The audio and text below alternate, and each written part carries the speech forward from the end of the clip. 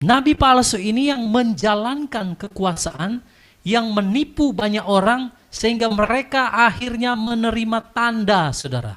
Kalau kita baca ya, di ayat yang ke-16 tadi, dan dia membuat, siapa dia di sini? Nah ini binatang yang keluar dari dalam bumi. Dan dia membuat semua orang, kecil, besar, kaya, miskin, merdeka, hamba, untuk mereka dapat diberikan tanda pada tangan kanan atau pada dahi mereka. Jadi siapa yang membuat orang terima tanda itu? Bukan binatang pertama, saudara. Binatang pertama yang keluar dari dalam laut, Antihamasia, dia akan memerintah sebagai raja. Tapi binatang yang kedua inilah yang berkata seperti dia, mungkin kelihatannya seperti anak domba, ada rohani-rohaninya, tetapi yang dia ucapkan sebenarnya itu adalah perkataan naga yang menipu, tipu daya Yang Satan. berbahagia ialah mereka yang mendengarkan firman Allah dan yang memeliharanya. Berapa banyak orang percaya di dunia ini yang pada akhirnya menyerahkan dirinya untuk menerima tanda itu hanya karena perkataan siapa, saudara? Hamba-hamba Tuhan. Jadi perhatikan Wahyu 13 ini, saudara. Dia muncul seperti seekor domba, tetapi dia berkata-kata seperti naga. Jadi roh daripada nabi palsu ini itu sudah ada, saudara. Kalau kita baca dalam firman Tuhan, itu antikris sudah muncul ke seluruh dunia. Mereka ada dalam wujud roh-roh nabi-nabi palsu yang memberitakan firman palsu, yang menyatakan bahwa kedatangan Tuhan masih lama, yang menyatakan segala hal, yang berkata bahwa Tuhan artinya kita akan dirapture lebih dahulu, baru Antihamasia akan datang memerintah sebagai raja. Dan itu membuat banyak orang terlena, membuat banyak orang akhirnya, saudara, tidak waspada. Nanti saya akan tunjukkan satu ayat yang pernah saya sampaikan dahulu, bahwa murtad itu harus ada dulu, baru manusia durhaka atau binatang yang dari dalam laut ini muncul. Tapi kita akan fokus dulu bahas binatang yang keluar dari dalam bumi ini ya, saudara. Nah ini, saudara perhatikan di slide sini, Wahyu 13 ayat 11. Dan aku melihat melihat binatang buas lain yang muncul dari bumi, dan yang memiliki 2 tanduk serupa dengan seekor anak domba, tapi dia berbicara seperti seekor naga. Binatang ini dari bumi berbeda dengan binatang yang keluar dari Abisos. Jadi ini satu pribadi yang lain. Dialah yang akan membuat semua manusia di bumi menerima tanda itu lewat bujukan kata-kata yang dia ucapkan. Nah, saudara bisa lihat di sini ya, dilihat dari sifat dan karakter binatang kedua ini, maka ia berkata-kata seperti anak domba. Tetapi perkataannya itu sebenarnya adalah perkataan seekor naga, saudara. Jadi ini jebakan. Dia pakai firman berkata, ini bukan tanda. Masih lama Tuhan akan datang. Dan orang banyak terjebak di sini, saudara. Jadi yang membuat orang terima tanda itu siapa? Bukan Antihamasia-nya yang membuat. Yang membuat orang terima tanda sesuai tadi kita baca Wahyu 13 ya, ayat 16, dan dia di sini adalah binatang yang keluar dari bumi ini. Nabi palsu inilah yang membuat orang akhirnya terima tanda. Bukan Antihamasia. Makanya orang salah pengertian, dia pikir saudara antikrisnya akan muncul dulu baru kasih tanda. No. Antihamasia atau antikris ya yang orang tahu. Jadi banyak orang tertipu. Justru yang membuat orang terima tanda ini siapa, saudara? Binatang yang kedua, nabi palsu. Nah, jadi kita harus paham dulu di sini. Yang membuat orang terima tanda itu adalah nabi palsu. Dan dia adalah seorang pribadi, seorang manusia, saudara. Ya, oke, kita lanjut lagi. Lalu apa yang dilakukan oleh nabi palsu ini? Coba baca, Pak Doni boleh kembali baca Wahyu 13 ayat 13 sampai 14. Ini cukup panjang, saudara, saya harap saudara bisa konsentrasi ya. Wahyu 13 ayat 13 sampai 14. Wahyu 13 ayat 13 sampai 14. Dan dia melakukan tanda-tanda yang luar biasa, sehingga dia juga dapat membuat api dari langit ke bumi di hadapan orang-orang, dan dia menyesatkan mereka yang tinggal di bumi melalui tanda-tanda yang diberikan kepadanya untuk melakukannya di hadapan binatang buas itu, dengan berkata kepada mereka yang tinggal di bumi agar membuat ikon binatang buas yang mempunyai luka pedang tetapi dia hidup. Saudara lihat, nabi palsu ini, binatang yang keluar dari dalam bumi, dia melakukan tanda-tanda ajaib, bahkan dapat membuat api turun dari langit. Sehingga saudara, orang-orang tersesatkan oleh mujizat palsu yang dibuat oleh nabi palsu ini. Karena apa saudara? Selain dia bisa melakukan perkara dahsyat, mujizat, dapat menurunkan api dari langit. Saya bayangkan ini orang yang selain dia kelihatannya seperti rohani, tapi dia punya yang namanya power, kekuatan yang bisa membuat mujizat dan orang sampai kagum sama dia. Padahal dia ini adalah binatang yang keluar dari dalam bumi, yang menyesatkan banyak orang, saudara. Lalu dikatakan, saudara, dia akan, di sini dikatakan dia akan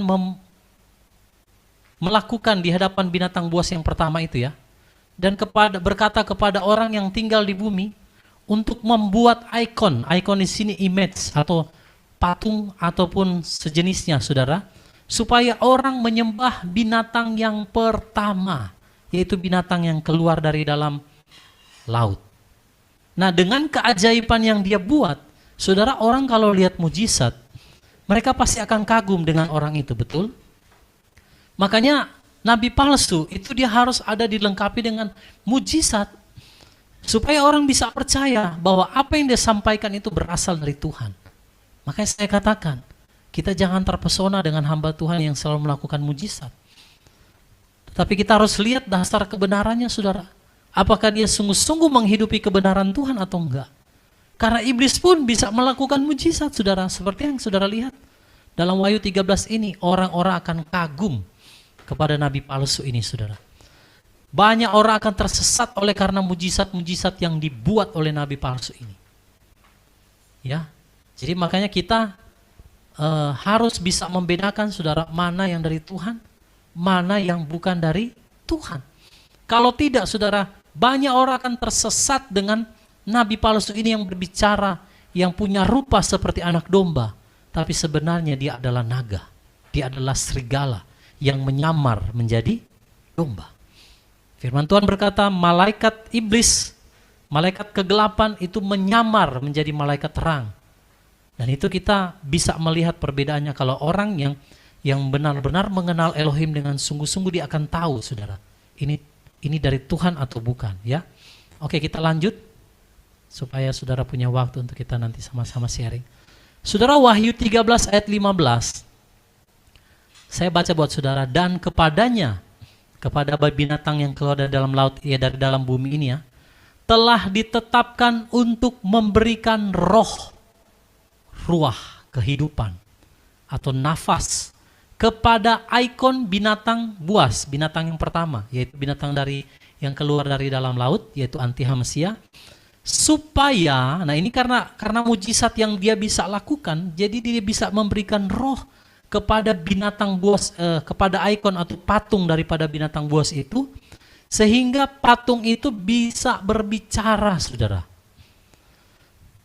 Ini saya nggak tahu nih manifestasinya seperti apa ya.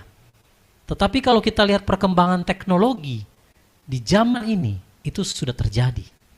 Bagaimana, saudara, orang bisa menciptakan robot yang canggih yang bisa berbicara. Apakah ini akan terjadi? Saya rasa bisa, saudara. Dan dikatakan, dan dia membuat sebanyak orang yang tidak menyembah ikon binatang buas itu agar mereka dapat dibunuh. Maka, saudara, peristiwa di sini saya taruh gambarnya Hananya, Misael, dan Asaria, atau yang mungkin banyak kita tahu Sadrak, Mesak, dan Abednego. Akan terjadi. Semua peristiwa di bumi ini tidak ada yang baru, saudara. Semua adalah pengulangan. Jadi kalau seseorang tidak menyembah ikon binatang buas yang dapat berbicara oleh karena peranan daripada binatang yang keluar dari dalam bumi ini, siapa yang tidak menyembah binatang itu, ikonnya, dia akan dibunuh, saudara. Sama seperti di zaman Daniel, Sadrak, Mesak, dan Abednego. Semua orang disuruh menyembah patung daripada Nebukadnezar ini. Tetapi 3 orang ini memilih untuk tidak mentaatinya. Saudara, hari-hari ini kita diperhadapkan dengan situasi yang mirip. Tetapi saya katakan kita belum sampai seperti ini. Tetapi akan datang waktunya, saudara, setiap orang yang tidak menyembah ikon binatang buas ini, mereka akan dibunuh. Sesuai dengan Wahyu 13 ayat 15. Pertanyaannya, apakah kita siap? Ya, apakah saudara dan saya siap mengalami seperti Hananya, Misael, dan Azaria? Apakah kita siap dilempar ke dalam dapur perapian 7 kali lipat panasnya untuk dimurnikan? Itulah masa kesukaran besar dalam 1x7 masa. Maka kita harus masuk ke sana seperti Sadrak, Mesak, dan Abednego supaya kita semua dapat dimurnikan, saudara. Saudara mau dimurnikan? Amin. Jadi binatang yang kedua ini dan yang pertama memang Tuhan sengaja izinkan ada, saudara. Untuk apa tujuannya? Selain mereka akan dibinasakan, mereka dipakai oleh Tuhan untuk memurnikan umat Tuhan yang tersisa di akhir zaman ini. Jadi ada maksud dan tujuan kenapa Tuhan munculkan binatang buas 2 ini. Yaitu untuk memurnikan saudara dan saya. Oke, kita lanjut ya. Nah, ini penekanannya, saudara, nanti saya akan banyak membahas di ayat 16 dan 17 ini ya. Kalau tadi itu hanya sebagai intro saja supaya kita bisa tahu siapa sebenarnya binatang yang keluar dalam bumi itu, yang adalah nabi palsu ya, yang menyesatkan banyak orang. Nah, saya fokus kepada Wahyu 13 ayat 16 dan 17. Tadi sudah kita baca.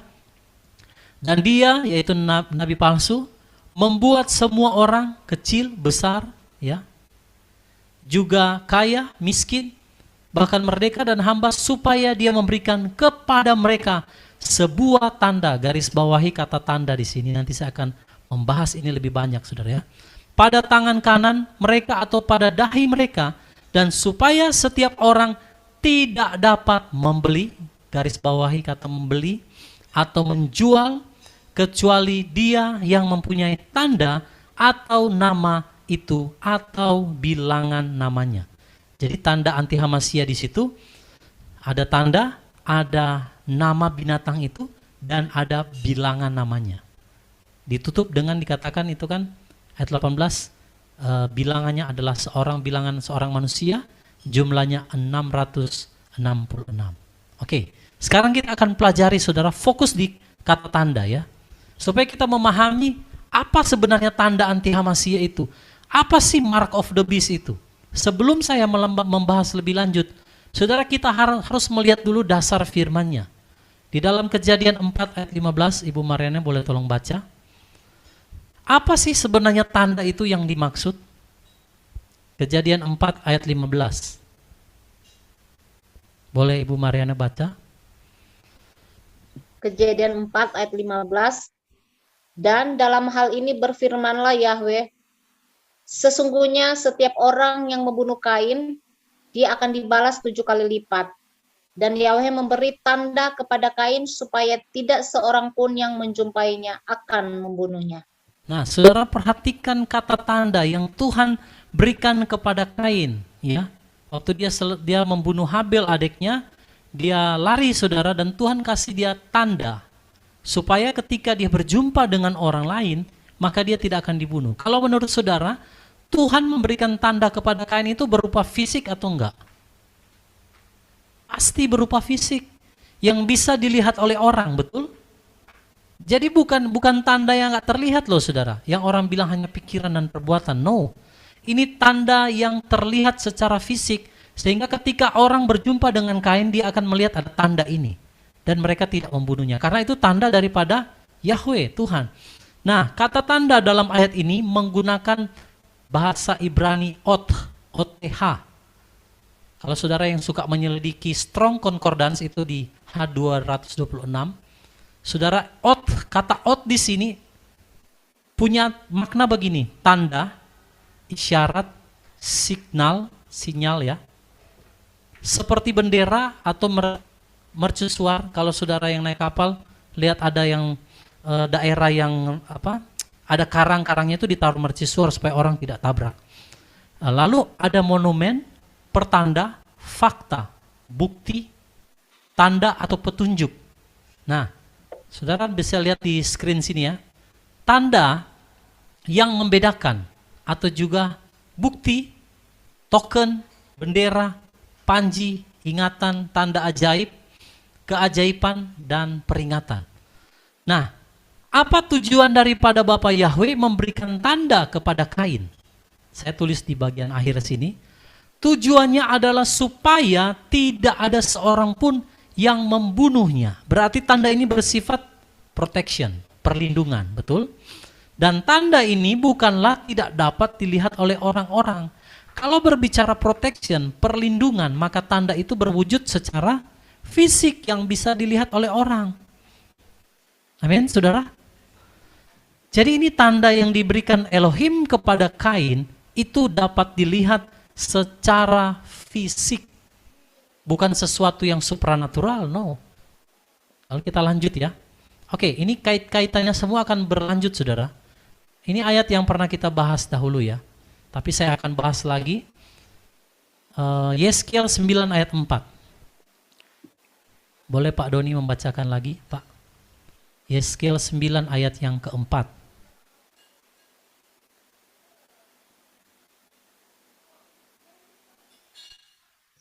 Yeskiel 9 ayat yang keempat. Dan Yahweh berfirman kepadanya, berjalanlah ke tengah-tengah kota, di tengah-tengah Yerusalem, dan goreskanlah sebuah tanda di dahi orang-orang yang berluka dan berkabung karena segala kekejian yang dilakukan di tengah-tengahnya. Demikian. Saudara perhatikan, kalau tadi Kain itu dia pakai kata ot, tanda ot di itu. Nah, untuk tanda dalam Yeskiel 9 ayat 4 ini dikatakan berjalanlah ke tengah-tengah kota, di tengah-tengah Yerusalem, goreskanlah sebuah tanda di dahi orang-orang yang berkeluh kesah. Tanda, kata tanda di sini saudara, di kata tanda di ayat ini, dia menggunakan kata Ibrani taf. Dulu saya pernah bahas ya, tapi saya mau tekankan lagi supaya kita lebih mengerti. Nah saudara, taf itu mengandung arti, saudara bisa lihat di screen, tanda tangan, tanda atau goresan. Ini kita belajar banyak ya dari kamus ya. Atau sebagai penanda dibebaskan dari penghakiman. Jadi bentuknya itu kayak tanda tangan atau tanda goresan, yang maksudnya supaya ketika orang itu ditanda, orang ini dibebaskan dari penghakiman. Seperti kayak Kain tadi ya, waktu Tuhan kasih tanda itu kepada Kain, maka dia ada dalam satu perlindungan Tuhan. Karena kalau saudara baca Yeskiel 9 ini, ada yang Tuhan suruh orang-orang untuk, ya ini malaikat ya, barang siapa yang tidak ada tanda taf ini, itu akan dibunuh saudara. Nah, jadi tanda di sini berasal dari kata Ibrani tafaf, ya, atau taf, yang artinya goresan, cetakan, stempel, cap, jejak, lalu menanamkan. Nah ini yang menarik, menanamkan, coretan, baret. Jadi tanda yang diberikan kepada orang-orang di Yeskiel pasal 9 itu jelas saudara. Stempel, cap, jejak, coretan, baret, menanam. Makanya kemarin waktu saya membahas tentang perikop apa itu saudara ya, tentang Tuhan menciptakan kita ya. Sejak dari kandungan itu Tuhan kasih taf, meterai, stempel, ada namanya di sana. Nah itu Tuhan taruh saudara, ada jejak Elohim di sana. Ada goresan, cetakan atau blueprint. Saya katakan DNA manusia itu adalah blueprintnya Tuhan. Dia menuliskan semuanya di sana. Maka kata taf di sini itu bisa berarti goresan, cetakan atau stempel atau cap. Dan itu Tuhan nyatakan di dalam Yeskiel 9. Orang-orang yang nggak ada tanda ini semua mati nggak saudara? Mati. Berarti tanda taf di sini adalah juga tanda perlindungan kepada orang-orang yang memiliki stempel atau cap daripada Elohim. Mereka tidak akan dibinasakan. Selebihnya mereka mati, saudara. Kalau saudara baca Yeskiel 9 ini, ngeri sekali saudara, orang-orang yang gak ada tanda ini, mereka dibinasakan. Saya tanya sama saudara, iblis itu adalah ahli dalam menciplak. Betul? Jadi kalau Elohim bikin sesuatu yang seperti ini, bisa nggak saudara dia menciplak? Sangat bisa. Hati-hati saudara ya. Nah kalau saudara baca ayat selanjutnya dari Yeskiel 9 ini, Elohim memerintahkan para pria-pria itu saudara, untuk membunuh semua orang kecuali mereka yang memiliki goresan taf pada dahinya. Berarti tandanya kelihatan nggak saudara? Kelihatan secara fisik. Jadi kalau ada orang yang berkata, Pak, tanda itu kan berbicara pikiran dan perbuatan sesuai yang tertulis dalam firman Tuhan. Kalau tanda itu hanya berbicara pikiran kita yang menyimpang dari kebenaran, lalu perbuatan kita yang menyimpang dari kebenaran, nggak mungkin saudara orang nggak bisa jual beli. Iya kan? Orang bisa jual beli saudara karena ada tanda itu. Kalau cuma sekedar pikiran yang bertentangan dengan firman dan perbuatan yang tidak sesuai kebenaran, ya orang bisa aja saudara masuk bebas-bebas aja di dalam berjual beli, bertransaksi. Jadi dari Yeskiel 9 ini kita tahu bahwa Elohim yang membuat tanda itu taf, dan ini yang dicuri oleh iblis. Saudara perhatikan kata taf di sini. Artinya di sini ada goresan, cetakan, stempel, jejak, cap, menanamkan, baret. Nah itu tanda yang Elohim lakukan atau berikan kepada orang-orang di Yeskiel 9 ini. Siapa yang nggak punya tanda ini binasa. Iblis dia licik. Di Wahyu 13 dia akan buat tanda yang sama. Siapa yang nggak punya tanda ini dibunuh, nggak bisa jual beli saudara. Nah itulah iblis, pencuri, pembunuh, dan pembinasa. Oke kita lanjut. Sekarang saya akan membukakan lagi kepada saudara, kalau tadi itu berbicara dalam perjanjian lama, sekarang mari lihat Wahyu 7 ayat 3-4. Ibu Mariana boleh baca? Silakan Bu. Wahyu 7 ayat 3-4. Ini di perjanjian baru saudara ya. Wahyu 7 ayat 3 3 dan 4. 4 ya. Janganlah kamu merusak darat atau laut ataupun pepohonan sampai kami dapat memeteraikan hamba-hamba Elohim kami pada dahi mereka. Dan aku mendengar jumlah mereka yang telah dimeteraikan 144.000 orang yang telah dimeteraikan dari setiap suku anak cucu Israel. Nah saudara lihat, sekali lagi di dalam perjanjian baru ditulis, kita sudah bahas sebenarnya ini ya, tapi kita kayak flashback. Ada 144.000 dari setiap suku, 12 suku Israel yang dimeteraikan. Nah, kata dimeteraikan di sini karena perjanjian baru itu kan yang orang lebih populer mengenalnya ditulis dengan bahasa Yunani. Dia pakai kata spragizo. Saudara kita harus belajar ini supaya kita tidak mudah disesatkan ya. Terutama bagi Bapak Ibu mungkin yang baru mengikuti channel Kawanan Kecil. Jadi saudara kita semua belajar ya.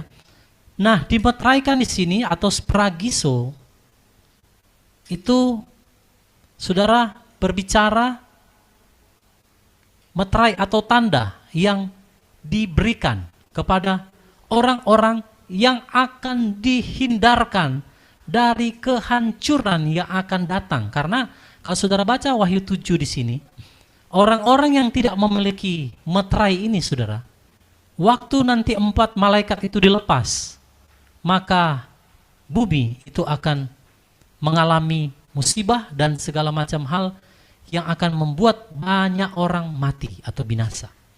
Tetapi yang punya meterai spragizo ini saudara, mereka akan dilindungi dari kehancuran yang akan datang. Kembali lagi saudara, tanda di sini berbicara secara apa?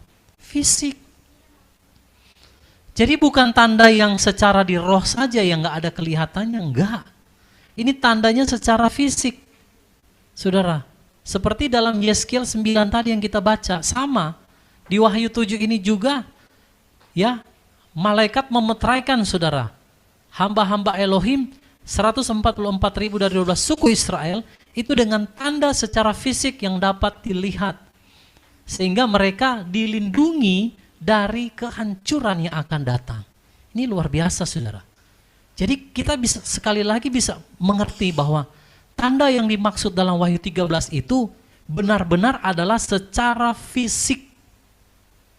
Bukan yang nggak kelihatan, tapi itu fisik. Ya, oke, kita lanjut. Nah ini lagi saudara, saya balik lagi ke perjanjian lama. Saudara lihat Keluaran 12 ayat 13. Pak Doni boleh baca? Keluaran 12 ayat 13. Keluaran 12 ayat 13. Dan darah pada rumah-rumah tempat kamu berdiam di sana akan menjadi seperti tanda bagimu. Maka aku akan melihat darah itu dan aku akan lewat di atas kamu. Dan tulah yang membinasakan tidak akan ada padamu ketika aku mendatangkan pukulan atas tanah Mesir. Demikian. Haleluya. Puji Bapak Yahweh. Ini diteguhkan kembali saudara.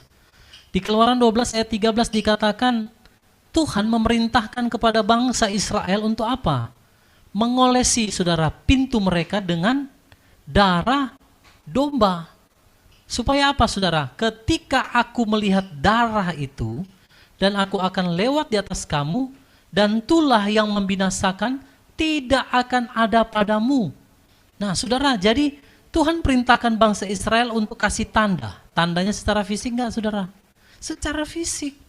Jadi walau waktu malaikat maut datang melintasi setiap rumah-rumah di Mesir dan setiap rumah yang ada tanda ini dilalui. Walaupun dia orang Israel, kalau dia nggak taat saudara taruh darah ini mati juga saudara anaknya. Betul ya? Nah makanya tanda di sini itu berbicara secara fisik saudara. Ya, ketika Elohim melihat tanda ini maka dilalukan. Sama di Wahyu 7 tadi. Kalau nanti ketika saudara bencana itu datang dan orang-orang yang telah dimeteraikan, yang sudah ditetapkan untuk diselamatkan, mereka tidak akan tersentuh saudara oleh perusak 4 malaikat yang akan merusak bumi ini. Nah jadi sekali lagi tanda di sini itu berbicara secara fisik saudara.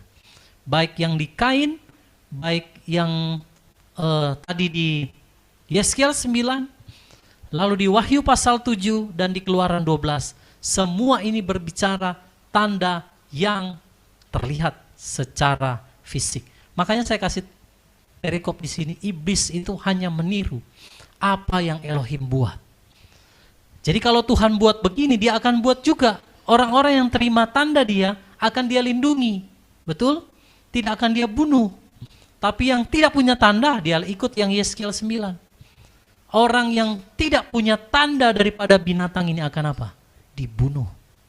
Tidak bisa jual beli. Nanti saya akan jelaskan lebih lanjut. Tapi saudara pahami dulu bahwa tanda yang dimaksud di sini itu adalah tanda yang kelihatan secara fisik. Karena iblis itu meniru apa yang Tuhan telah buat. Dia nggak pernah membuat sesuatu yang baru. Yang dia buat itu semuanya lah replika atau contoh atau tiruan dari apa yang Tuhan lakukan. Oke, kita akan lanjut saudara ya. Oke, saya akan membahas pragiso tadi yang di Wahyu pasal 7 ya. Tadi kita sudah baca. Nah apa itu spragiso atau meterai yang malaikat tandai kepada orang-orang yang dimeteraikan dari 12 suku Israel berjumlah 144.000. Nah, spragiso atau meterai dalam Wahyu 7 itu pengertian begini, memeteraikan dengan cincin meterai atau alat lain untuk menstempel atau gulungan meterai, yaitu untuk membuktikan kepemilikan atau mengotorisasi atau memvalidasi apa yang dimeteraikan. Artinya gini saudara, sederhananya ya. Spragiso itu adalah meterai kepemilikan daripada yang memeteraikannya. Berarti kalau Tuhan yang memeteraikan, maka kita semua yang ada tanda itu Dimeteraikan nggak saudara? Menjadi kepemilikannya Tuhan. Ya. Di mana meterainya? Saya sudah jelaskan yang lalu. Sejak dalam kandungan, Tuhan telah spragiso kita. Makanya di dalam DNA manusia itu ada nama YHWH, Yahweh. Yang maksudnya adalah apa saudara? Untuk membuktikan bahwa itulah meterai kepemilikan. Sebenarnya saudara, saya boleh katakan begini. Meterai kepemilikan itu, ada orang yang mungkin menyangka baptisan pembaharuan yaitu meterai kepemilikan. Bukan saudara. Meterai kepemilikan itu justru ketika waktu Yeshua HaMasiah mengorbankan dirinya saudara, darahnya tercurah untuk mengembalikan keserupaan kita dengan Elohim yang telah dirusak. Itulah meterai kepemilikan, itulah spragiso. Dan ini nggak bisa saudara diutak-atik lagi. Karena di dalam Ibrani dikatakan tidak ada korban lagi untuk bisa membuat meterai ini kembali kalau dia rusak saudara. Jadi ini adalah bukti kepemilikan Tuhan. Ingat dalam firman Tuhan katakan, kamu telah dibeli dengan darah yang mahal. Itulah spragiso. Nah, jadi jangan main-main saudara, ini tandanya ini jelas. Jadi kalau Tuhan bisa buat ini, maka saudara iblis pun bisa membuat hal ini. Ya. Spragiso itu artinya juga begini, menandai seseorang atau sesuatu untuk memasang tanda dengan membebuhi meterai atau stempel. Nah, jadi kalau orang bikin satu milik ya, kayak makanan lah atau minuman atau apalah benda yang dia ciptakan, maka dia akan pasang stempel di situ. Ini adalah merek ini. Saudara beli jeans, celana jeans, ada yang merek yang terkenal, ada merek lokal, ya kan? Harganya kan beda-beda, saudara. Yang harga lokal dan harga yang dia import itu kan beda. Nah sama, jadi waktu Tuhan menciptakan saudara dan saya, dia taruh stempel kepemilikan di mana? Dalam DNA kita, saudara. Di dalam darah kita. Dan dikatakan spragiso juga untuk menandai seseorang atau sesuatu, untuk memasang tanda dengan membubuhi meterai atau stempel. Oh ini sama ya, ini mungkin ke duplikat. Mohon maaf ini saya ke copy paste ya. Jadi spragiso di sini adalah meterai kepemilikan. Jadi kita yang sudah dibeli dengan darah Yeshua HaMasiah, saudara dan saya itu ada meterai kepemilikan Elohim di dalam hidup kita. Makanya Yeshua mati di kayu salib, darahnya tercurah, itulah spragiso, itulah meterai yang tadinya dirusak saudara. Waktu di Taman Eden, manusia jatuh dalam dosa dan Kejadian pasal 6 mencatat mereka saudara akhirnya kawin dengan malaikat jatuh, meterai ini rusak saudara. Maka Yeshua harus datang memperbaiki ini supaya meterai kepemilikan ini kembali kepada Bapa yang adalah pencipta kita semua. Dan iblis tahu, ini yang iblis incar saudara. Meterai ini ya. Oke, kita lanjut. Saudara sudah tahu apa itu spragiso di dalam Wahyu pasal 7. Ini meterai kepemilikan di mana Tuhan akan melindungi orang-orang ini atau yang akan dibawa oleh Tuhan ke dalam peristiwa rapture. Jadi pastikan hidupmu saudara masih memiliki meterai ini. Jangan cemarkan ya meterai Elohim ini di dalam tubuh kita. Oke. Ibu Mariana boleh baca Wahyu 14 ayat 1. Wahyu 14 ayat 1. Dan aku melihat, dan lihatlah anak domba yang berdiri di atas bukit Sion, dan bersama dia ada 144.000 orang yang mempunyai nama Bapaknya yang tertulis pada dahi mereka. Oke, saya mau saudara lihat kata tertulis. Pengikut anak domba 144.000 yang tadi sudah dispragiso itu ya, sudah dimeteraikan, itu ada tertulis nama Bapa di dahi mereka. Jadi perhatikan kata tertulis di sini, itu dari bahasa Yunani-nya grapho.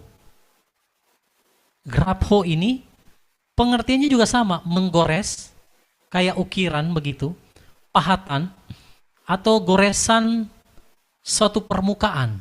Kayak ada di, gambarnya kayak orang bikin sesuatu dicoret saudara di satu permukaan, atau lebih gampangnya kalau saudara melihat kayak orang pengrajin pahatan begitu ya, mereka bikin kayak ukiran. Nah itu yang dimaksud dengan tertulis atau diukir nama daripada Bapa itu ada di dahi mereka. Maka kata grapo di sini berkaitan dengan yang tadi kita baca saudara ya. Ini, spragiso, yaitu meterai. Nah, jadi orang-orang yang terima tanda ini tertulis di dahi mereka, saudara, maka kata grapo ini yang mengandung arti ukiran atau pahatan atau geresan, ya, atau huruf-huruf yang tertulis, itu ada pada pengikut anak domba 144.000 ini yang ada di Bukit Sion bersama dengan Tuhan, yaitu Yeshua HaMashiach. Makanya saya katakan saudara, kalau ada orang yang berkata 144.000 ini, yaitu perempuan di dalam Wahyu pasal 12 yang berkata mereka enggak rapture, itu saya rasa keliru saudara. Kenapa? Karena Wahyu 14 ayat 1 menjelaskan mereka ini ada di Bukit Sion bersama dengan Yeshua HaMashiach. Berarti dia rapture enggak saudara? Halo? Orang-orang ini rapture enggak saudara? Kalau ada di Bukit Sion surgawi, berarti mereka rapture saudara. Rapture. Jadi kalau ada yang bilang saudara wanita ini Israel itu tidak di rapture, saya kira itu keliru. Tidak sesuai dengan Wahyu 14 ayat 1. Mereka ada kok di Bukit Sion bersama dengan Yeshua HaMashiach, berarti mereka di rapture. Wanita itu pada akhirnya juga nanti di rapture. Nah, oke. Sekarang saya kasih ringkasan di sini. Berarti dari semua ayat dan kesimpulan yang tadi kita baca, maka tanda Elohim itu pertama kelihatan saudara. Lalu bersifat perlindungan. Artinya memeteraikan orang-orang ini untuk dilindungi. Lalu yang ketiga, bukan merupakan sifat perbuatan-perbuatan, melainkan tanda dalam bentuk nyata dan terlihat. Nah ini. Jadi tanda Elohim ini pun bisa terlihat saudara. Sesuai dengan Wahyu 7 ini. Tergores memang kelihatan. Seperti juga yang di Kain, peristiwa Kain ya. Tuhan gores juga. Seperti yang Yeskiel 9. Ada juga goresan di sana. Maka tanda yang Tuhan buat sebenarnya itu bersifat kelihatan secara fisik. Lalu yang kedua adalah bersifat untuk melindungi. Dan yang ketiga bukan berbicara hanya perbuatan. Tetapi itu tanda dalam bentuk nyata dan terlihat. Amin saudara. Makanya iblis meniru juga hal yang sama. Maka tanda anti Hamashiach atau 666 itu bukan hanya berbicara pikiran dan perbuatan saudara. Tapi itu berbicara tanda yang terlihat secara fisik. Makanya orang gak bisa jual beli. Nah oke, kita masuk lebih dalam lagi saudara. Ini ngeri saudara ya. Kalau di bagian ini orang kalau dia disingkapkan ini pasti dia akan gemetar saudara. Wahyu 13 ayat 16. Boleh Pak Doni bacakan lagi?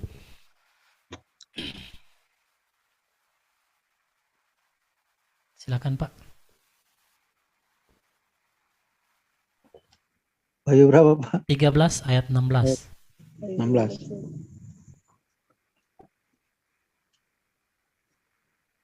Dan dia membuat semua orang kecil dan besar, juga kaya dan miskin, bahkan merdeka dan hamba, supaya dia memberikan kepada mereka sebuah tanda pada tangan kanan mereka atau pada dahi mereka. Demikian firman. Haleluya. Nah, kalau tadi kita berbicara tandanya Elohim, betul? Spragiso dan Od, semua Kaf itu berbicara tanda Elohim. Sekarang kita akan perhatikan apa yang dibuat oleh binatang yang keluar dari dalam bumi ini. Dan dia, yaitu binatang yang keluar dari dalam bumi, membuat semua orang kecil besar, kaya miskin, merdeka hamba, supaya diberikan tanda pada tangan kanan mereka atau pada dahi mereka. Saudara, kata tanda di sini dalam bahasa Yunaninya adalah charakma. Charakma itu apa saudara? Nah ini saya kasih pengertian, saudara boleh lihat di screen. Sama saudara ternyata dengan tadi kita bahas yang tanda Elohim ya. Sekarang tanda daripada mark of the beast ternyata sama.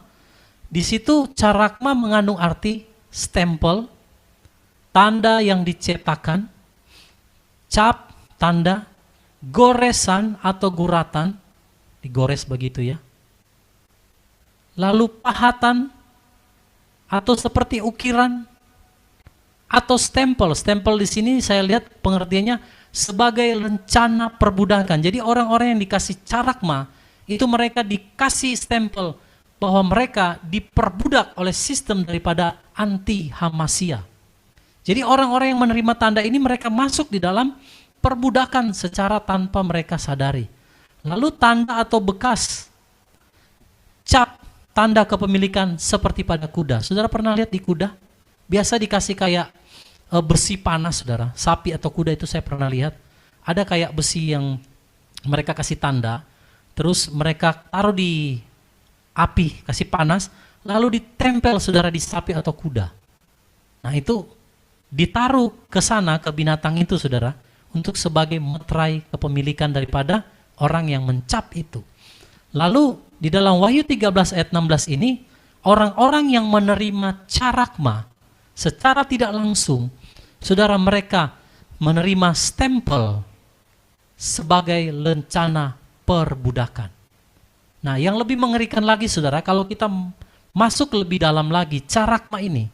Waktu Yohanes melihat di Pulau Patmos, saudara, bahwa akhir daripada dunia itu orang-orang akan ditandai seperti satu benda yang tajam menggores masuk ke dalam kulit tubuh.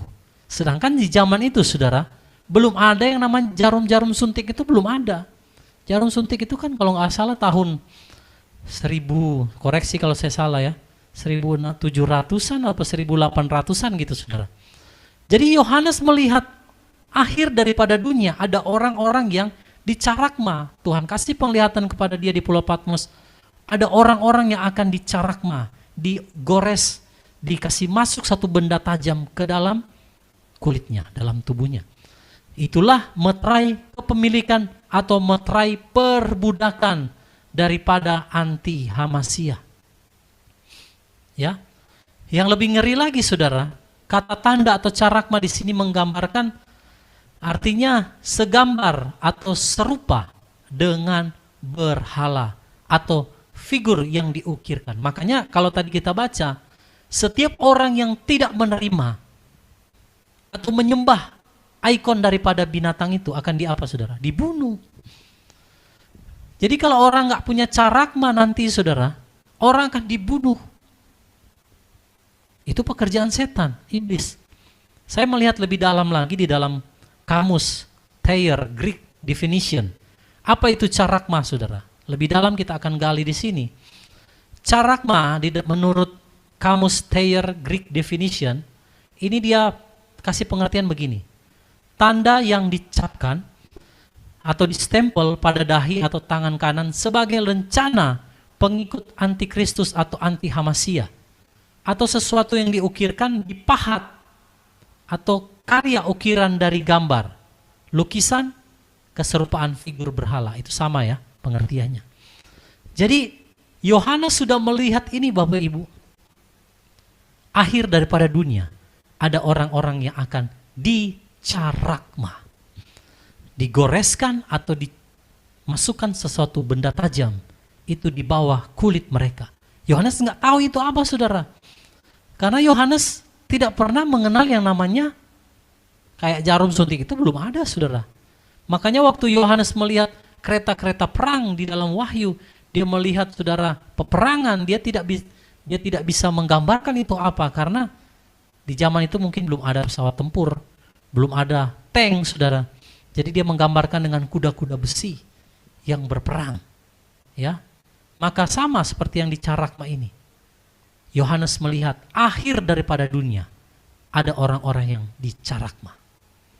Nah, oke. Jadi saudara sudah tahu apa itu carakma? Apa itu tanda yang membuat orang menjadi milik atau budak daripada anti Hamasiyah? Nah, saudara, jadi carakma di situ juga mengandung arti sebagai meterai kepemilikan.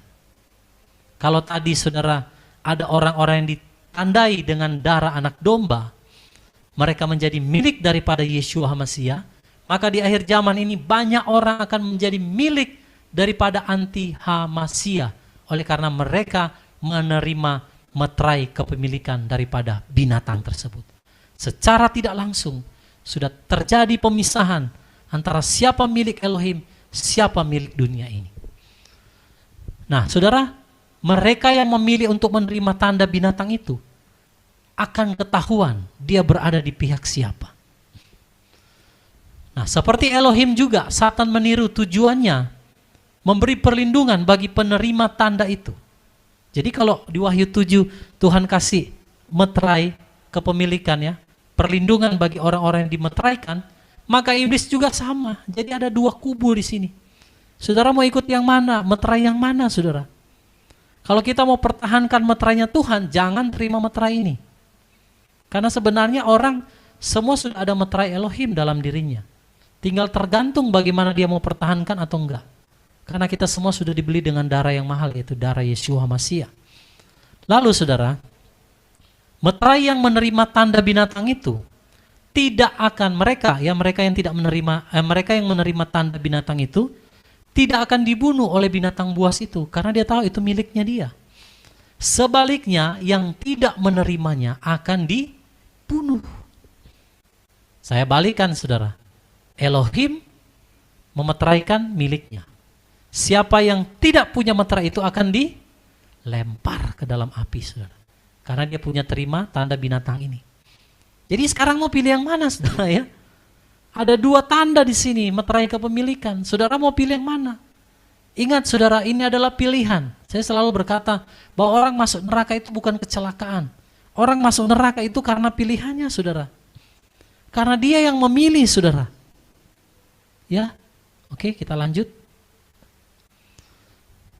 Lebih lanjut lagi, Wahyu 13 ayat 17, Ibu Mariana boleh baca. Wahyu 13 ayat 17.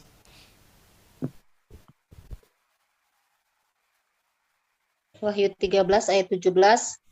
Dan supaya setiap orang tidak dapat membeli atau menjual kecuali dia yang mempunyai tanda atau nama binatang itu atau bilangan namanya. Ya. Jadi orang yang tidak punya meterai kepemilikan dari Satan atau anti-Masia, dia tidak bisa membeli dan menjual, saudara. Kecuali mereka yang punya carakma tadi. Ya. Nah, kata Yunani untuk kata membeli di sini, saudara perhatikan. Karena kalau orang tidak punya carakma, dia nggak bisa menjual, dia nggak bisa membeli. Saya bahas dulu kata membeli di sini, dia pakai kata agorazo. Agorazo, saudara, ini ada artinya di sini ya. Saudara lihat di screen. Agorazo itu artinya ada di pasar, pergi ke pasar, menjalankan bisnis di sana, membeli atau menjual bagi orang-orang pada umumnya untuk mengunjungi pasar, bersantai atau duduk-duduk di sana. Nah, jadi pengertian kata membeli di sini luas, saudara. Orang kalau nggak punya carakma, dia nggak bisa agorazo. Dia nggak bisa ke pasar, dia nggak bisa santai duduk-duduk di mall, dia nggak bisa jalankan bisnis, dia nggak bisa sekolah, dia nggak bisa apa-apa, saudara. Saudara mengerti? Jadi kalau orang nggak punya carakma ini, dia nggak bisa terbang, dia nggak bisa kemana-mana, saudara. Itulah pengertian daripada membeli. Jadi bukannya sekedar membeli barang, no. Lebih dalam lagi kalau kita pelajari kata agorazo di sini atau kata membeli, itu sampai kepada yang berbicara santai, sampai yang duduk-duduk, saudara, nggak bisa masuk area itu kalau nggak ada carakma. Itu carakma. Makanya saudara, orang nggak bisa agorazo, nggak bisa membeli, nggak bisa melakukan perjalanan bisnis, nggak bisa sekolah, nggak bisa kerja dan lain sebagainya. Itulah agorazo. Lalu menjual, dia pakai kata poleo. Poleo itu artinya apa?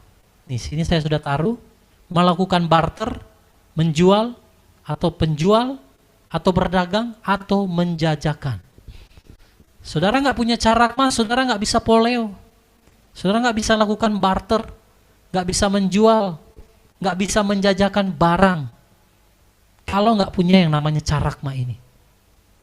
Nah, saudara, jadi saya kembali lagi. Kalau tanda binatang itu pada dahi atau di tangan kanan hanya merupakan, saudara, keputusan-keputusan atau pilihan, kesetiaan, atau perbuatan-perbuatan tangan manusia seperti yang mungkin ada hamba-hamba Tuhan sampaikan, maka tidak mungkin bisa menghentikan orang dari membeli atau menjual apapun. Orang masih bisa agoraso, orang masih bisa poleo. Orang masih bisa beraktivitas seperti normal. Kalau tanda binatang itu tidak kelihatan secara fisik ya, hanya berbicara pikiran dan perbuatan yang bertentangan dengan firman. Bisa nggak orang jual beli, saudara? Ya nggak kelihatan tandanya. Siapa yang mau tahu dia ada tanda atau enggak, saudara? Nah, tetapi karena tanda carakma itu berbicara secara fisik, makanya orang nggak bisa agorazo, nggak bisa poleo, saudara. Berarti carakma atau mark of the beast itu sesuatu yang real, sesuatu yang nyata secara fisik diberikan kepada manusia sesuai dengan pengertian carakma itu sendiri. Yang memungkinkan orang bisa agorazo atau poleo, menjual beli. Jadi menjual membeli di sini lebih luas pengertiannya. Bukan seperti yang kita bayangkan, no, saudara. Ya, jadi kembali lagi bahwa kalau ada yang berkata tanda binatang itu hanya di pikiran kita yang menentang firman, perbuatan yang tidak sesuai firman, maka itu tidak kelihatan secara fisik. Nah, justru karena kelihatan secara fisik, maka orang-orang tidak bisa menjual dan membeli. Saudara mengerti sampai di sini? Bapak Ibu juga yang ada di YouTube bisa memahami kenapa carakma itu dipaksakan? Ya, kenapa tandanya itu harus kelihatan secara fisik? Supaya orang nggak bisa jual beli. Kalau dia tidak tanda secara fisik, orang bebas aja, saudara. Mau dia punya carakma, mau dia nggak punya tanda juga, dia bebas masuk, dia pergi kemana aja sesuka-suka dia, betul? Tetapi karena ada sistem yang mengaturnya, sehingga orang nggak bisa, saudara, jual beli, nggak bisa agorazo, nggak bisa poleo. Makanya hati-hati, saudara ya. Jadi yang menyebabkan orang ini terima siapa? Binatang ini. Nabi palsu. Siapa? Dia, saudara. Dia yang bekerja dengan mujizat-mujizat. Dengan perkataan-perkataan yang mungkin bisa membuat orang akhirnya terjebak. Kemungkinan juga Nabi palsu ini ya, karena firman Tuhan katakan anti Hamasya itu tadinya berasal dari antara kita. Berarti dia seorang yang sangat rohani, tahu kebenaran, tahu firman, tetapi dia menjerumuskan orang pada akhirnya untuk menerima carakma ini. Jadi binatang ini dari mana, saudara? Makanya dikatakan keluar dari bumi. Kenapa? Karena memang dari antara kita dia akan muncul. Nabi palsu ini, saudara, akan muncul dari antara kalangan orang-orang yang percaya kepada Yeshua Hamasya. Itulah Nabi palsu. Oke, kita lanjut, saudara ya, karena ini cukup panjang. Sekarang kita akan lihat apa konsekuensi kalau orang menerima tanda itu. Mari Pak Doni baca Wahyu 14 ayat 9 sampai 11, Pak. Wahyu 14 ayat 9 sampai 11.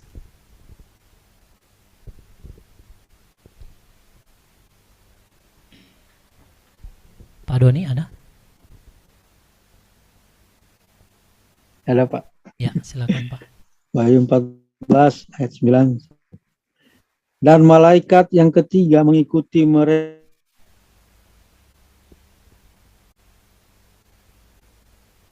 Putus ya.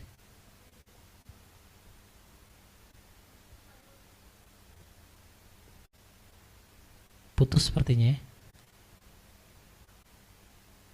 Yang telah dicampur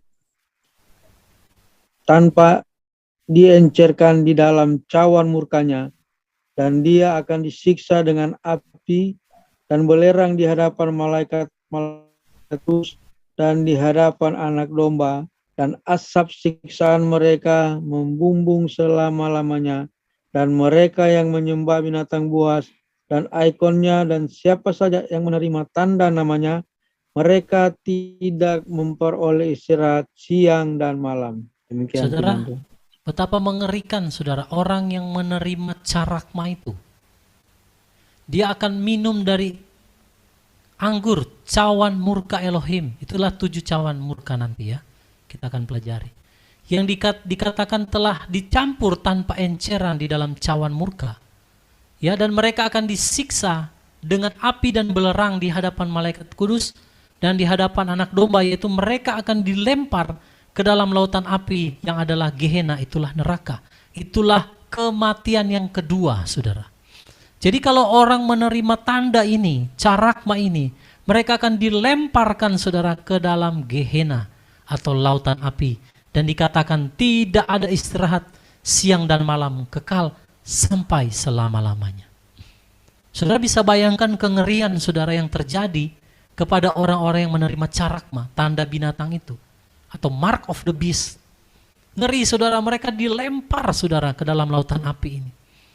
Nah, jadi saudara, Bapak Ibu, saudara yang dikasih dalam Tuhan, berdasarkan asal usul, ya, berdasarkan asal usul kata, ya, kita tahu bahwa tanda binatang itu bersifat fisik.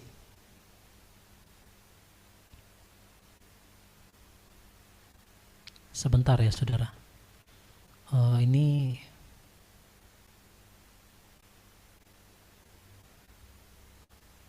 ada yang terhenti ini rekamannya.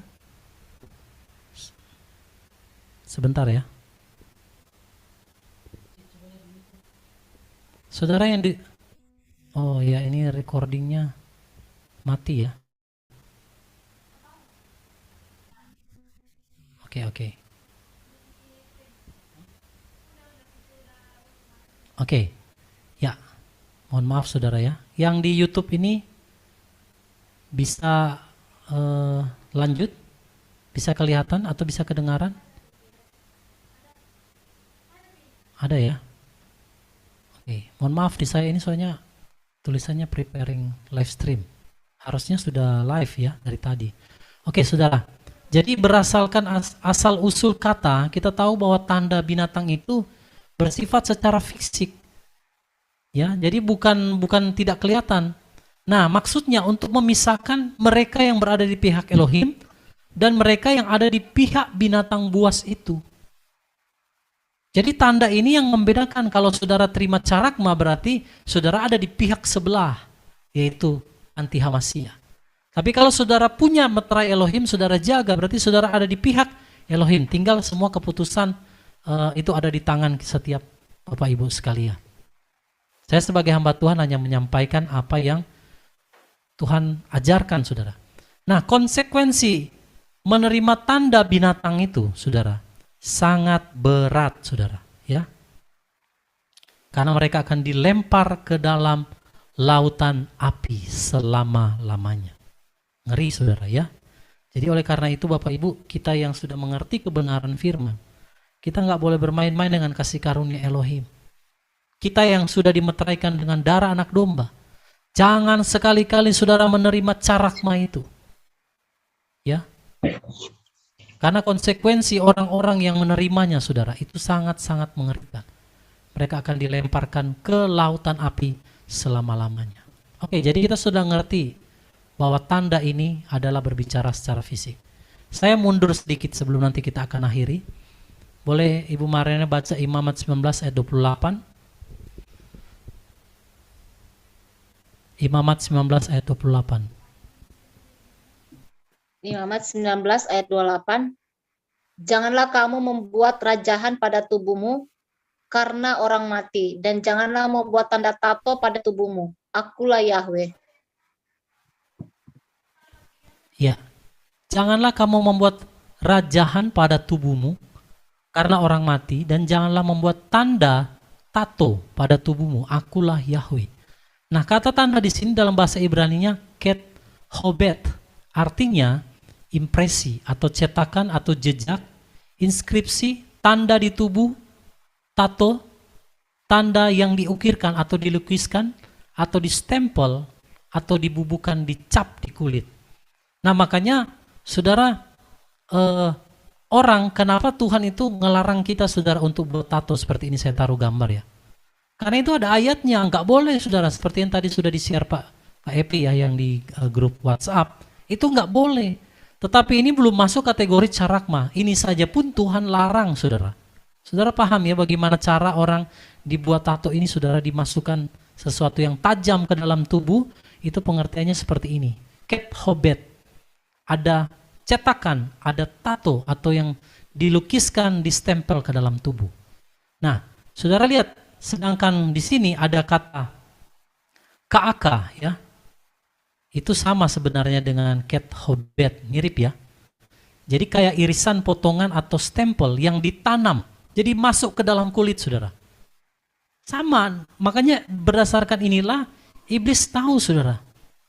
Ya, tentang carakma tadi itu. Jadi jelas di sini bahwa Tuhan atau Elohim tidak memperbolehkan kita menerima tanda binatang itu apapun bentuknya, saudara. Mau dia bentuk apapun, jangan kita terima. Sedangkan ini saja orang tato begini, Tuhan larang, saudara. Jadi dari semua pengertian yang saya sudah jabarkan tadi, maka kita dapat pengertian bahwa Tuhan itu tidak memperbolehkan kita menerima tanda binatang itu dalam bentuk apapun. Mau dia bentuk katanya seperti biji beras, mau dia bentuk seperti nanochip, mau dia ada di dalam suntikan, mau dia ada dalam apapun, jangan diterima. Karena 1 Korintus 3:16, tubuh kita adalah bait suci Elohim, tempat Ruach HaKodes berdiam. Barang siapa membinasakan bait suci Elohim, Elohim akan binasakan dia. Bapak Ibu yang mendengarkan firman ini, kalau di YouTube, saudara ada tato-tato kayak gini, saudara bertobat. Ini memang belum carakma. Tapi saya mau katakan dengan kasih Tuhan, bertobatlah saudara. Jangan pernah lagi. Tubuhmu adalah bait sucinya Tuhan. Ini saja Tuhan larang, saudara, sesuai Imamat 19:28. Apalagi tanda meterai kepemilikan seperti dalam Wahyu 13 tadi yang kita baca. Nggak ada ampun kalau orang tato ini masih bisa bertobat, saudara, minta ampun dan jangan lakukan lagi. Tapi kalau carakma tadi, saudara, Tuhan mau kita jangan terima apapun bentuknya.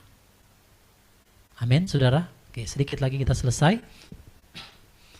Nah, saudara, kalau tanda binatang itu tidak bersifat secara fisik, maka Tuhan Yeshua tidak akan berkata dalam ayat ini. Coba Ibu Mariana baca lagi Matius 24 ayat 22. Kenapa Tuhan itu mau kita mengerti bahwa tanda itu, binatang itu berbicara secara fisik? Matius 24 ayat 22. Matius 24 ayat 22.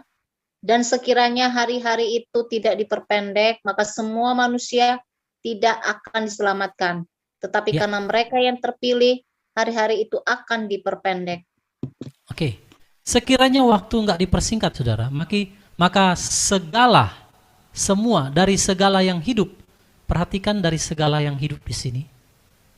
Kalau waktunya nggak dipersingkat, segala yang hidup nggak ada yang selamat. Nah, saudara, kata di sini segala yang hidup itu Yunaninya, bahasa Yunaninya sarx. Sarx itu daging atau makhluk hidup atau tubuh.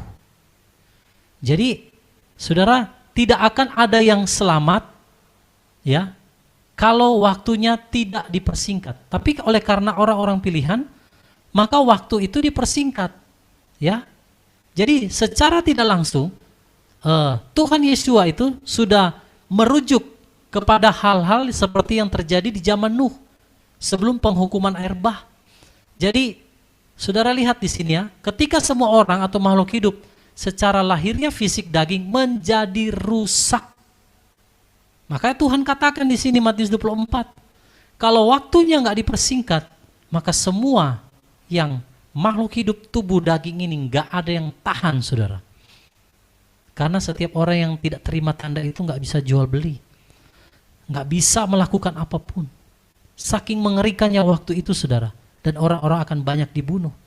Makanya Tuhan mempersingkat waktunya karena ada orang-orang kudus di dalam masa itu, saudara.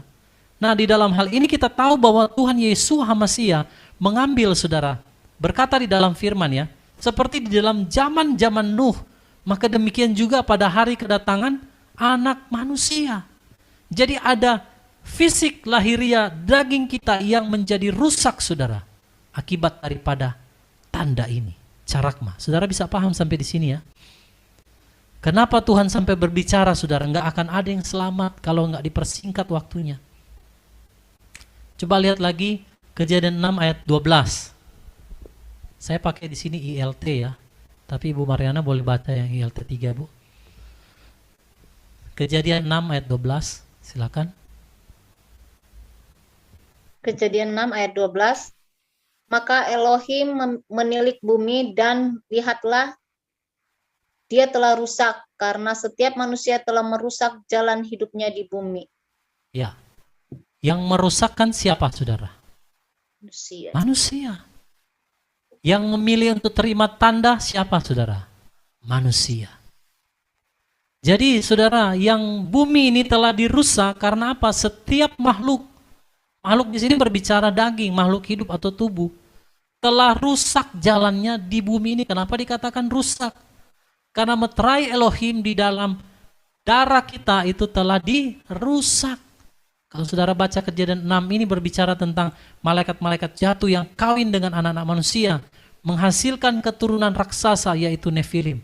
Makanya jalan manusia menjadi rusak, tidak sesuai dengan apa yang telah dirancangkan oleh Tuhan. Sama, di akhir zaman ini saudara, kenapa jalan manusia menjadi rusak? Oleh karena pilihan-pilihan mereka untuk menyembah binatang itu dan menerima carakma, tanda pada dahinya dan juga di tangannya.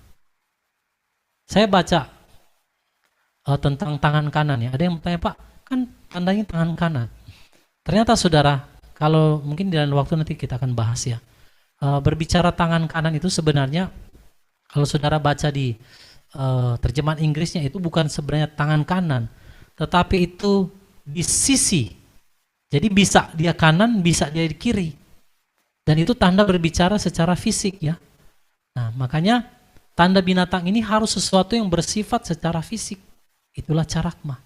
Yohanes nggak pernah melihat itu, saudara. Dalam arti waktu Yohanes melihat itu, benda-benda itu belum ada mungkin di zaman itu, ya.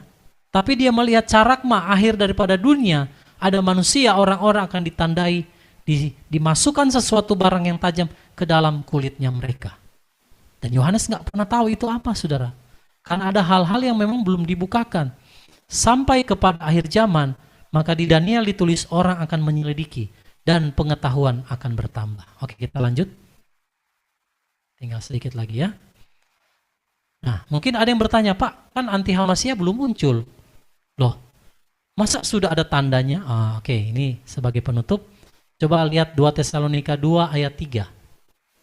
Pak Doni boleh bacakan lagi? Inilah saudara, kuncinya sebenarnya ada di sini ya. 2 Tesalonika 2 ayatnya yang ketiga. 2 Tesalonika 2 ayat 3. Boleh baca yang terjemahan baru, Pak? Kalimatnya lebih jelas di sini soalnya.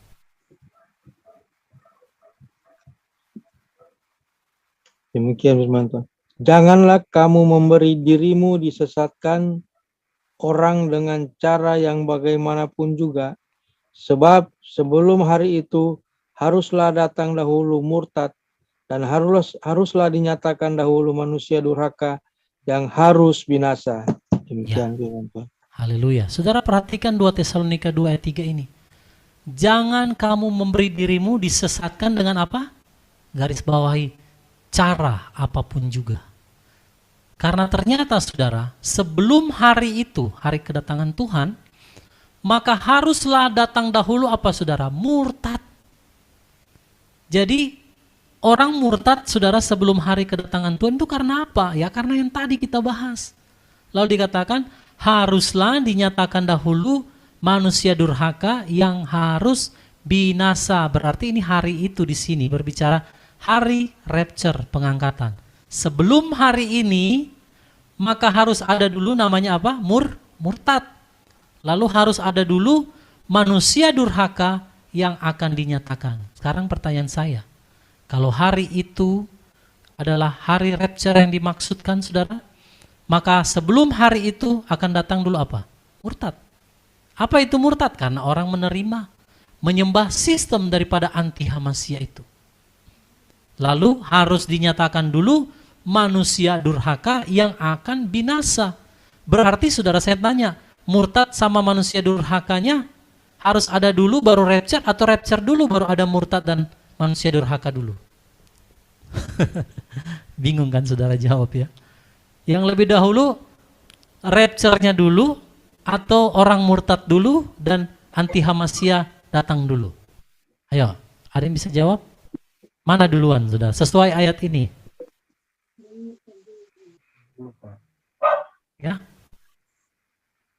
Ada yang bisa jawab? Mana lebih dahulu saudara sesuai ayat ini? Dulu, Pak. Rapture dulu, ya? Orang murtad dulu. Orang murtad dulu, saudara, baru manusia durhaka muncul. Ini anti Hamasiyah. Baru hari itu tiba. Jangan dibalik-balik, saudara. Anti Hamasiyahnya dulu, baru orang nanti murtad.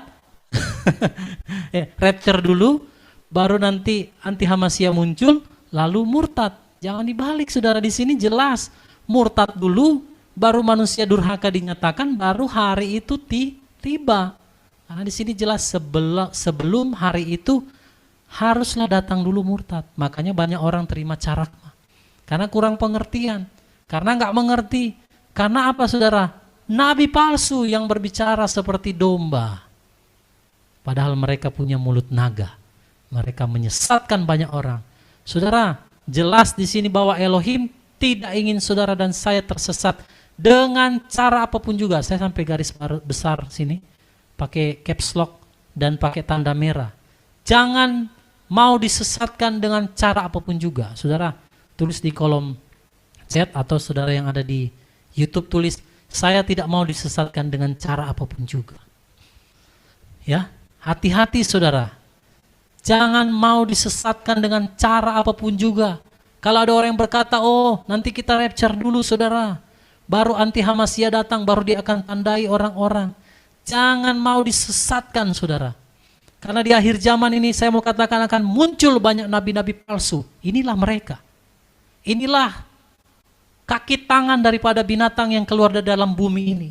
Mereka adalah roh-roh nabi palsu yang pergi ke seluruh dunia dengan mulut dusta di mulut mereka untuk menyesatkan banyak orang. Makanya Elohim di sini peringatkan kita, jangan mau disesatkan dengan cara apapun juga. Amin, saudara. Banyak orang saudara tersesat oleh karena perkataan, oh Pak, hamba Tuhan ini bilang begini. Hamba Tuhan itu bilang begini. Saudara, standar kebenaran kita bukan apa kata manusia. Saudara harus memberi dirimu untuk menyelidiki firman. Jangan sampai kita disesatkan. Maka di dalam Hosea 4 ayat 6 katakan bahwa umat Tuhan binasa karena kurang pengetahuan. Maka saya mau katakan malam hari ini, jangan biarkan dirimu disesatkan dengan cara 1 Samuel pasal 10. Lalu Samuel mengambil buli-buli berisi minyak, dituangnyalah ke atas kepala Saul, diciumnyalah dia sambil berkata, bukankah Tuhan telah mengurapi engkau menjadi raja atas umatnya Israel? Engkau akan memegang tampuk pemerintahan atas umat Tuhan, dan engkau akan menyelamatkannya dari tangan musuh-musuh di sekitarnya. Inilah tandanya bagimu bahwa Tuhan telah mengurapi engkau menjadi raja atas miliknya sendiri. Apabila engkau pada hari ini pergi meninggalkan aku, maka engkau akan bertemu dengan 2 orang laki-laki di dekat kubur Rahel, di daerah Benyamin, di Selsah. Mereka akan berkata kepadamu, keledai-keledai yang engkau cari itu telah diketemukan, dan ayahmu tidak memikirkan keledai-keledai itu lagi, tetapi ia khawatir mengenai kamu. Katanya, apakah yang akan kuperbuat untuk anakku itu? Dari sana engkau akan berjalan terus lagi, dan sampai ke pohon Tarbantin Tabor. Maka di sana engkau akan ditemui oleh 3 orang laki-laki yang naik menghadap Allah di Betel. Seorang membawa 3 ekor anak kambing, seorang membawa 3 ketul roti, dan yang lain lagi sebuyung anggur. Mereka akan memberi salam kepadamu dan memberikan kepadamu 2 ketul roti yang akan kau terima dari mereka. Sesudah itu engkau akan sampai ke Gibea Allah, tempat kedudukan pasukan orang Filistin. Dan apabila engkau masuk kota, engkau akan berjumpa di sana dengan serombongan nabi yang turun dari bukit pengorbanan dengan gambus, rebana, suling, dan kecapi di depan mereka. Mereka sendiri akan kepenuhan seperti nabi. Maka roh Tuhan akan berkuasa atasmu. Engkau akan kepenuhan bersama-sama dengan mereka dan berubah menjadi manusia lain. Apabila tanda-tanda ini terjadi kepadamu, lakukanlah apa saja yang didapat oleh tanganmu, sebab Allah menyertai engkau. Engkau harus pergi ke Gilgal mendahului aku, dan camkanlah, aku akan datang kepadamu untuk mempersembahkan korban bakaran dan korban keselamatan. Engkau harus menunggu 7 hari lamanya, sampai aku datang kepadamu dan memberitahukan kepadamu apa yang harus kau lakukan." Sedang ia berpaling untuk pergi meninggalkan Samuel, maka Allah mengubah hatinya menjadi lain. Dan segala tanda-tanda yang tersebut itu terjadi pada hari itu juga. Ketika mereka sampai di Gibea dari sana, maka bertemulah ia dengan serombongan nabi. Roh Allah berkuasa atasnya, dan Saul turut kepenuhan seperti nabi di tengah-tengah mereka. Dan semua orang yang mengenalnya dari dahulu melihat dengan heran bahwa ia bernubuat bersama-sama dengan nabi-nabi itu. Lalu berkatalah orang banyak yang satu kepada yang lain, "Apakah gerangan yang terjadi dengan anak Kis itu? Apa Saul juga termasuk golongan nabi?" Lalu seorang dari tempat itu menjawab, "Siapakah bapa mereka?" Itulah sebabnya menjadi peribahasa, "Apa Saul juga termasuk golongan nabi?" Setelah habis ia kepenuhan seperti nabi, pulanglah ia. Dan paman Saul berkata kepadanya dan bujangnya, "Dari mana kamu?" Jawabnya, "Mencari keledai-keledai itu." Tetapi ketika tidak terlihat, maka kami pergi kepada Samuel.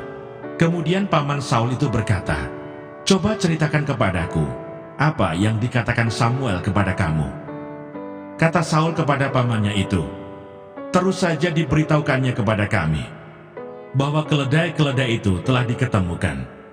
Tetapi perihal menjadi raja yang telah dikatakan Samuel kepadanya, tidak diceritakan kepadanya." Saul menjadi raja dengan undian. Kemudian Samuel mengerahkan bangsa itu ke hadapan Tuhan di Mizpah. Dan ia berkata kepada orang Israel itu, "Beginilah firman Tuhan Allah Israel, Aku telah menuntut orang Israel keluar dari Mesir, dan telah melepaskan kamu dari tangan orang Mesir, dan dari tangan segala kerajaan yang menindas kamu. Tetapi sekarang kamu menolak Allahmu yang menyelamatkan kamu dari segala malapetaka dan kesusahanmu dengan berkata, 'Tidak, angkatlah seorang raja atas kami.' Maka sebab itu, berdirilah kamu di hadapan Tuhan, menurut sukumu dan menurut kaummu." Lalu Samuel menyuruh segala suku Israel tampil ke muka, maka didapati suku Benyamin. Sesudah itu, disuruhnyalah suku Benyamin tampil ke muka menurut kaum keluarganya. Maka didapati kaum keluarga Matri. Akhirnya disuruhnyalah kaum keluarga Matri tampil ke muka seorang demi seorang. Maka didapati Saul bin Kis. Tetapi ketika ia dicari, ia tidak diketemukan. Sebab itu ditanyakan pula lah kepada Tuhan, "Apa orang itu juga datang kemari?" Tuhan menjawab, "Sesungguhnya ia bersembunyi di antara barang-barang. Berlarilah orang ke sana dan mengambilnya dari sana." Dan ketika ia berdiri di tengah-tengah orang-orang sebangsanya, ternyata ia dari bahu ke atas lebih tinggi daripada setiap orang sebangsanya. Dan Samuel berkata kepada seluruh bangsa itu, "Kamu lihatlah orang yang dipilih Tuhan itu, sebab tidak ada seorang pun yang sama seperti dia di antara seluruh bangsa itu." Lalu bersoraklah seluruh bangsa itu demikian, "Hidup raja!" Kemudian Samuel menguraikan kepada bangsa itu tentang hak-hak kerajaan, menuliskannya pada suatu piagam, dan meletakkannya di hadapan Tuhan. Sesudah itu Samuel menyuruh seluruh bangsa itu pulang, masing-masing ke rumahnya. Saul pun pulang ke rumahnya, ke Gibea, dan bersama-sama dengan dia ikut pergi orang-orang gagah perkasa yang hatinya telah digerakkan Allah. Tetapi orang-orang Dursila berkata, "Masakan orang ini dapat menyelamatkan kita?" Mereka menghina dia dan tidak membawa persembahan. Yang berbahagia ialah mereka yang mendengarkan firman Allah dan yang memeliharanya.